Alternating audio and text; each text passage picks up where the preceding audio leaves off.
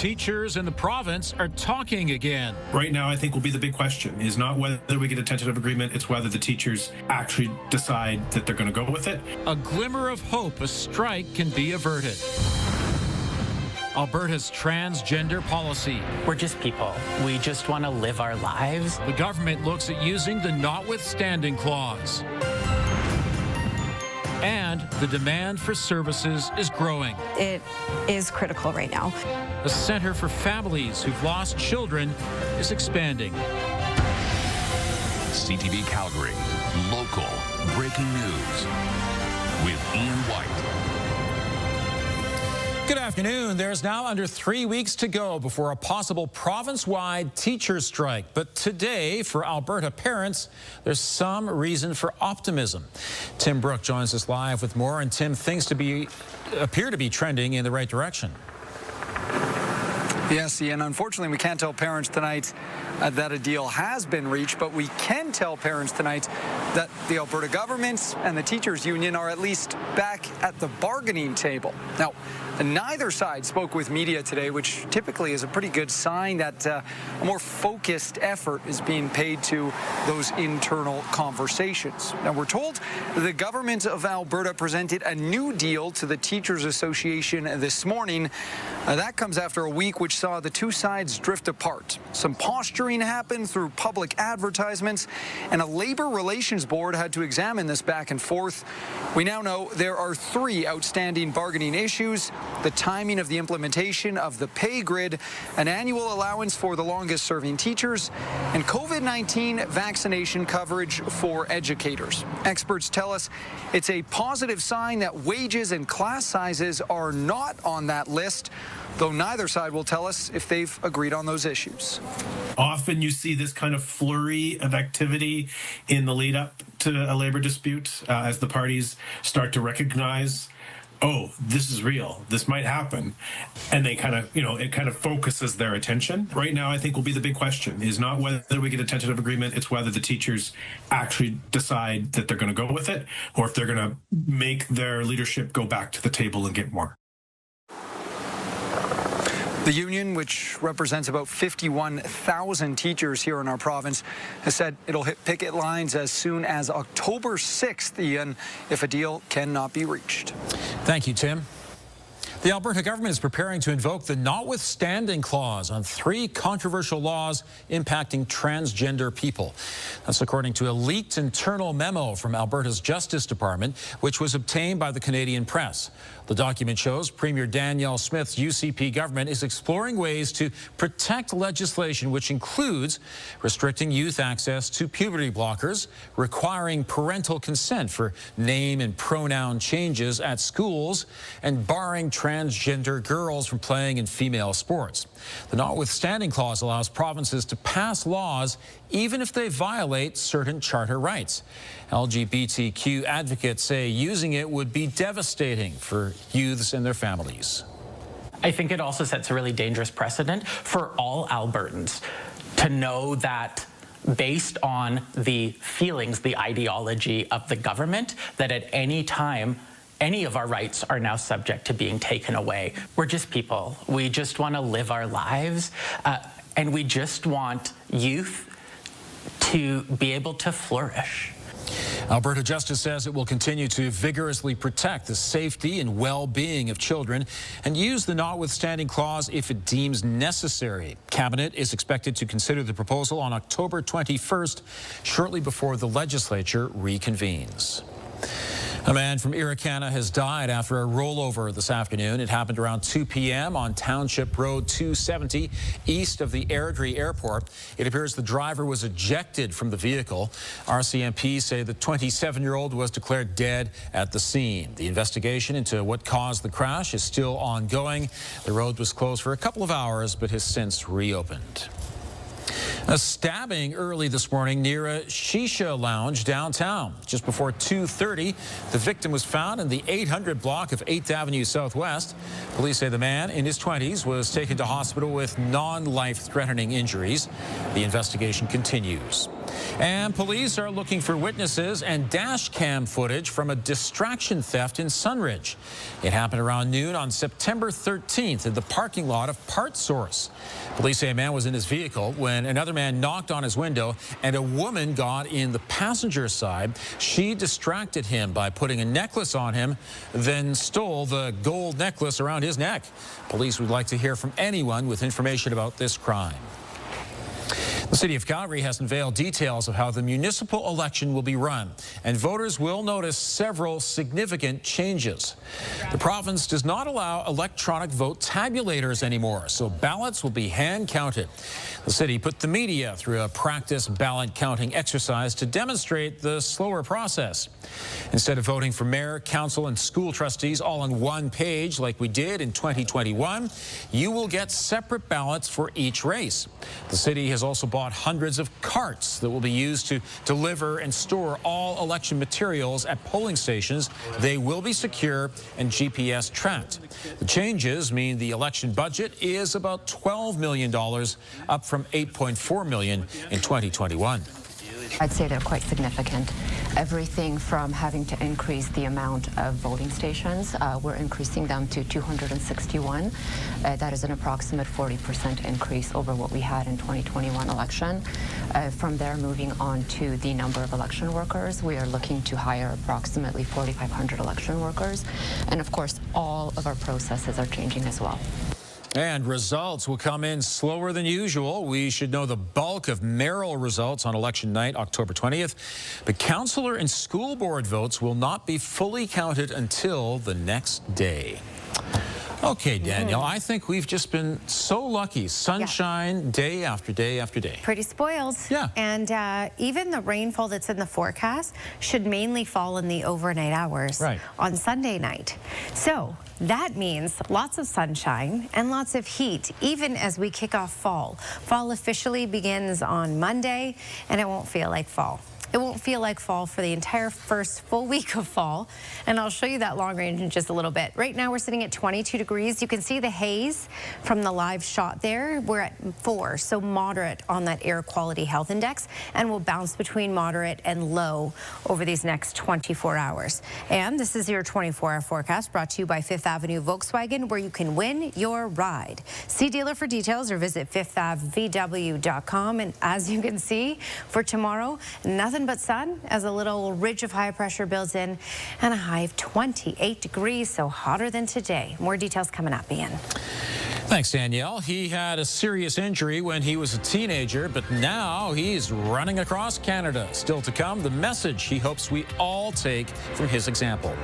And losing a child in pregnancy or as an infant is devastating. Now the group that helps those families is expanding.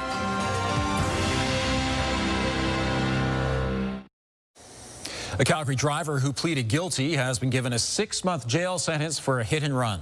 In October of 2022, a 14-year-old was hit by a car while crossing the street near Crescent Heights High School. The judge says Suknoor Gill accelerated despite the teen being clearly visible. Following the crash, Gill took steps to hide the damage, including paying cash to have his windshield repaired. The 14-year-old had serious life-threatening injuries and continues to struggle today. Along with jail time, Gill is prohibited from driving for 3 years. He's known as the Fellow in Yellow, and he's running across Canada to encourage people to live healthier lives. Trevor Redmond is making his way through southern Alberta this week wearing bright yellow as he runs on the Trans-Canada Highway. This is the 3rd time he's crossed the country on his own steam. The first time he walked, the second time he biked, and now he's running from coast to coast. He calls it a run for courage, inspired by his recovery from a serious childhood injury after he was hit by a car at 15. Redmond says he hopes people who see him will take away a simple message about the value of their own health. I want to give an example of how to exercise your minds, your bodies, and your spirit. And if you appreciate your health and appreciate the health of others, then we create a really healthy nation. If you'd like to learn more about his journey, head to our website, ctvnews.ca/Calgary. And I bet under that brilliant blue sky and all that sunshine, he really worked up a sweat. Oh, yes. And tomorrow, if you're running, during the day tomorrow, you're going to feel the heat, for sure. I like it. You will no matter what. It's very summery. The difference now is we don't have as many hours and minutes of daylight as we start to switch seasons here.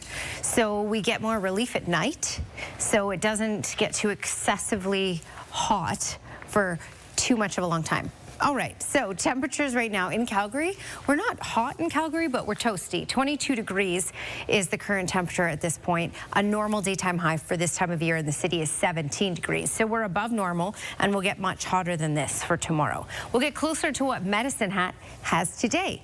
Medicine Hat sitting at 27, so is Milk River, Lethbridge 26. And in most communities in southern Alberta, the winds are fairly calm. This is a little weak front that's pushing in. So overall, it's calm, it's quiet. As this pushes in, the winds will pick up a little bit. It'll get a little breezy, nothing too crazy. And you can see the moisture is dying out of this as it shifts off to the south. It's so dry here. So as this pushes in, we're just really looking at some cloud cover. Winds picking up to get a little breezy.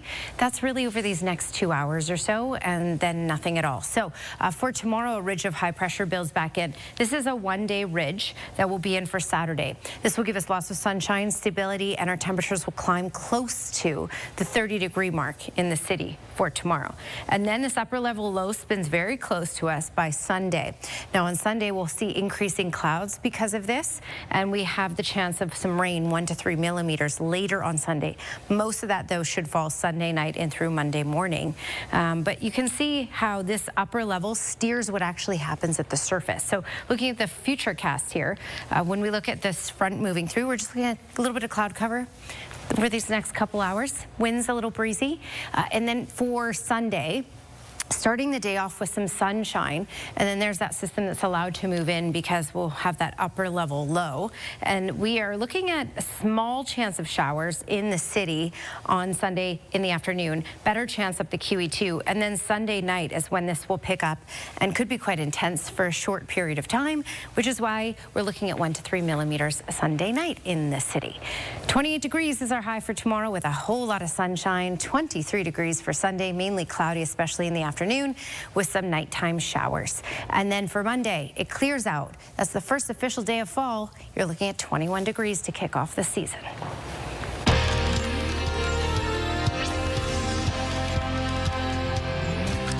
Calgary's Pregnancy and Infant Loss Support Centre is expanding to meet rising demand despite the termination of government funding. The new space off Bannister Road Southwest offers one-on-one and group support for families navigating infertility, miscarriage, and infant loss. The topics can be taboo, but can often cause mental health challenges. In the first half of this year, the centre has seen double the number of clients than in all of 2024. Yet the province has pulled its funding to the centre, a hit of about a quarter of the centre's annual budget. Leaders say they offer critical support that isn't provided elsewhere. It is critical right now. We see an increase in support services needed, and yet the funding now has decreased, and that means that people are going to be without care.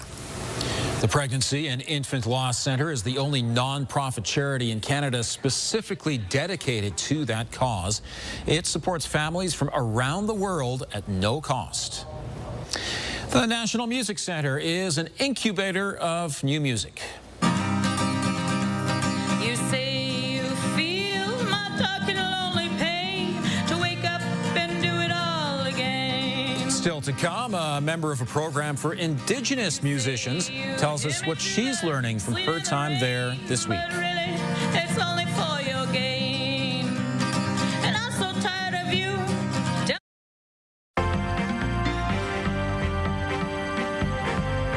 Lower interest rates are pushing the markets higher. Joining me is Dave Popowich, Portfolio Manager with the Popowich Carmeli Advisory Group. And Dave, the markets trended up to end the week.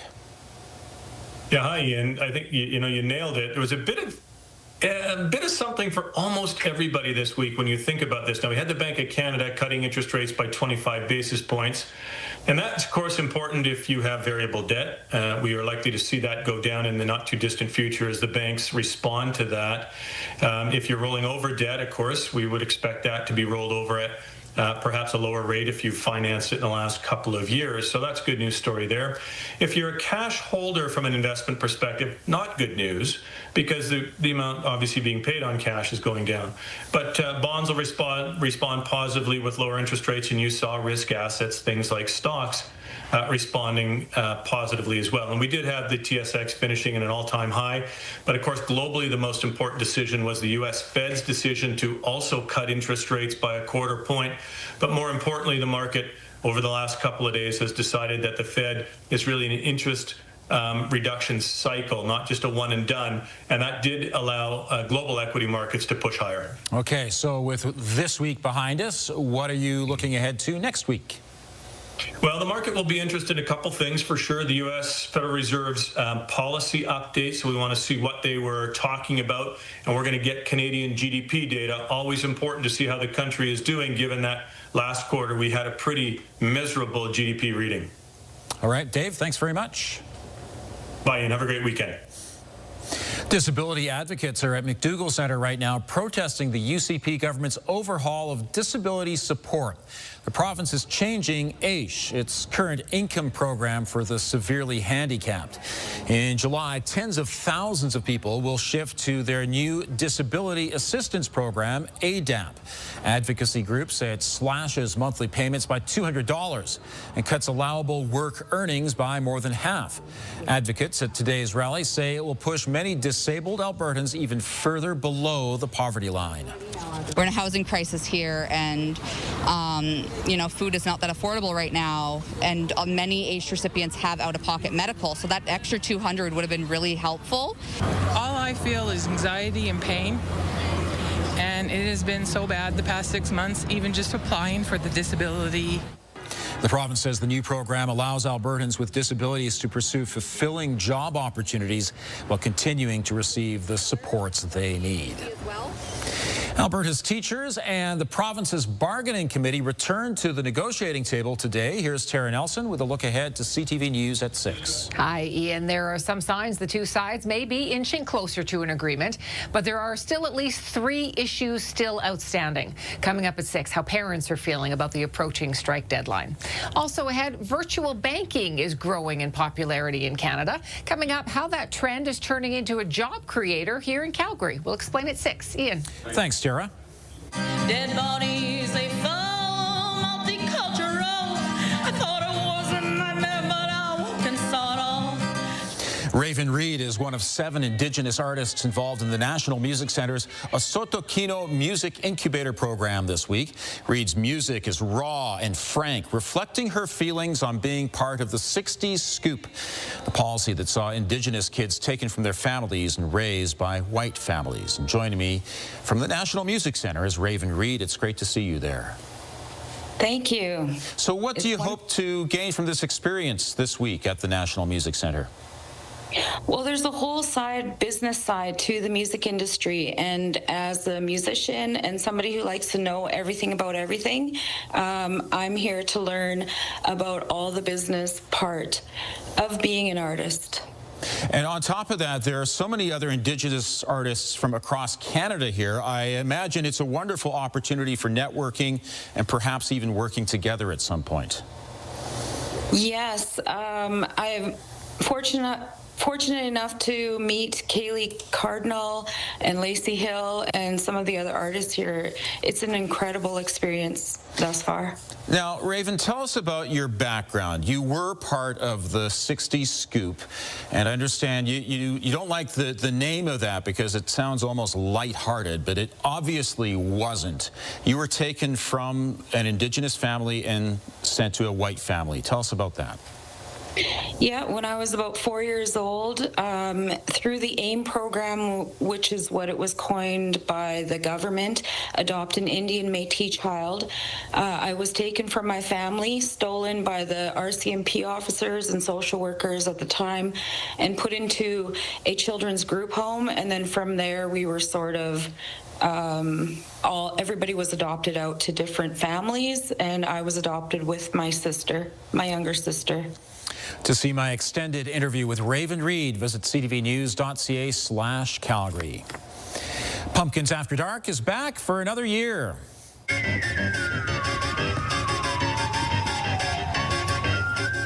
From fun characters to creepy creations, Pumpkins After Dark features thousands of hand-carved glowing pumpkins. There are also live carving demonstrations, performers, and fall treats. The outdoor walkthrough experience is taking over Winsport once again. Organizers say the event is even bigger this year, and they're now licensed to serve alcohol as well. Pumpkins After Dark will run Thursdays through Sundays until Halloween. More sunshine in the forecast this weekend. Right now in Calgary, there is some haze, and it's 22 degrees. Danielle has all the details coming up.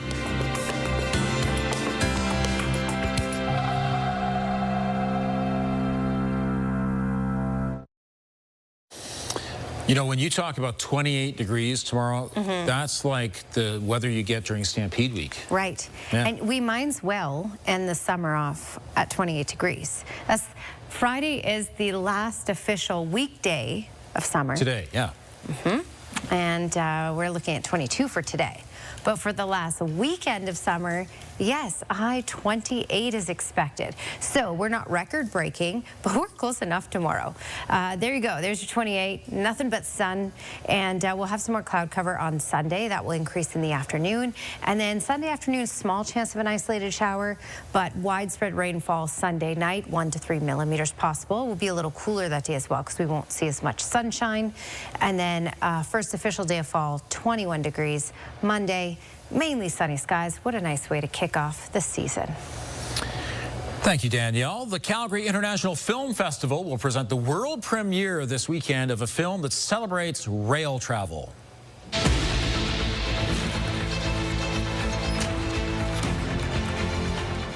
Pulse of the Continent chronicles the first steam locomotive to travel through Canada, the U.S., and Mexico on a single continuous route. The crew traveled nearly 16,000 kilometers over the 2.5-month round trip, and people came out all along the journey to see history being made. So for them to be able to reconnect with the steam engine and see one in action, not just in a contained environment like a museum park, but doing 50 miles an hour on the main line, it was an incredible thing, and for some of them, almost a life event. Pulse of the Continent will be shown Saturday at 6 at the Globe Theatre. Director Eric Gonzalez will be at the screening. Thank you for joining us. Now here's the early edition of the CTV National News.